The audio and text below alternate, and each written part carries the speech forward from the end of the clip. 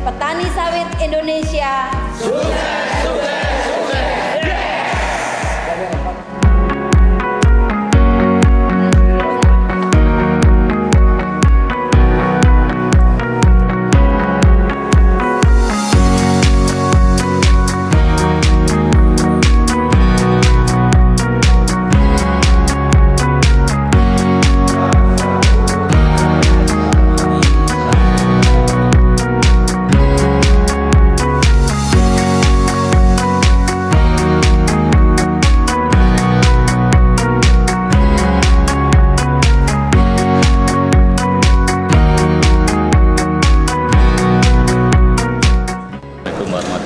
Selamat pagi Bapak Ibu semua. Alhamdulillah pada hari ini tanggal 16 Juni 2025 Bappetan Jambi bekerja sama dengan BPDP atau yang dulu terkenalnya dengan BDPKS.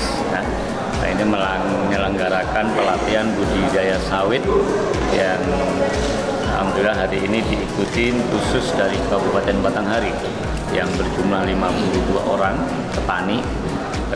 Semua hadir lengkap. Ini adalah dengan tujuan untuk pengembangan kompetensi, pengembangan sumber daya manusia, khususnya petani sawit. Nah, di Batanghari ini, alhamdulillah ini hadir juga Ibu Kabid Penyuluhan yang selalu menggerakkan teman-teman penyuluh tentunya untuk selalu mendampingin para petani sawit. Nah, harapannya dengan pelatihan-pelatihan seperti ini ada yang didapatkan ilmunya sehingga bisa diimplementasikan kepada petani atau kelompok tani yang ada di Batanghari nantinya. Karena memang sawit ini menjadi kelas prioritas gitu ya. Nah, yang dikembangkan sekarang nantinya ke depannya tidak hanya budidaya sawit, tapi seperti yang disampaikan Ibu Kapus, nanti kita sudah mulai mengarah ke pengolahan hasilnya dan produk-produk turunannya tentunya, karena sawit ini produk turunan cukup banyak, sehingga sawit ke depan insya Allah semakin baik, semakin bagus. Nah, keberhasilan sawit itu, buah itu diawali dari budidaya.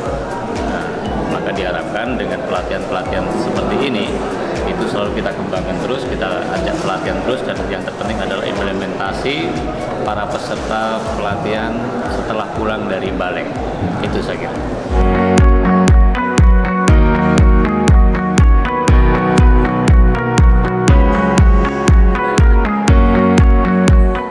Semenjak BPDPKS itu mendapatkan amanah untuk melakukan pembinaan kepada petani kelapa sawit terkait dengan ISPO.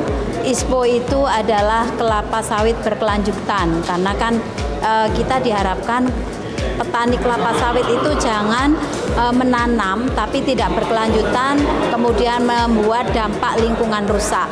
Nah, semenjak ISPO itu digaungkan, maka BPDPKS menggandeng BPPSDMP Kementerian Pertanian untuk bisa memberikan pelatihan kepada petani kelapa sawit supaya mereka itu paham terkait pengelolaan sawit yang berkelanjutan, tidak merusak lingkungan, tidak membakar lahan, kemudian produktivitas sawitnya juga bisa meningkat, karena dengan adanya pengelolaan yang ramah lingkungan, maka produktivitas itu akan terjaga. Tentu Kementerian Pertanian selain melakukan MOU untuk pelaksanaan pelatihan, untuk pelaksanaan pendaftaran peserta pengelolaan sawit rakyat, dalam hal ini adalah untuk replanting, maka kita juga melakukan evaluasi, dan evaluasi untuk pendanaan dari BPDPKS itu lebih ketat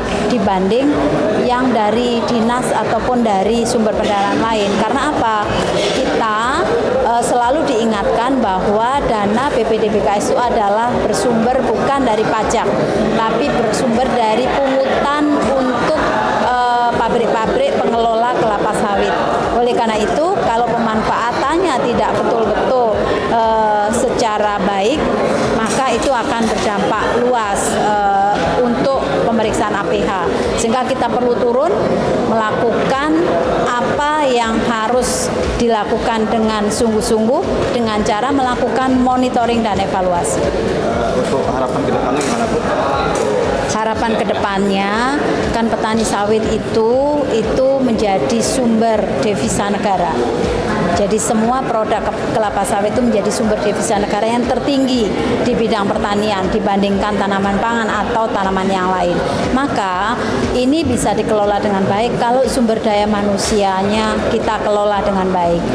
Keberhasilan suatu produksi ditentukan 75% adalah oleh sumber daya manusia lainnya, sementara yang 25% itu adalah sarana prasarana.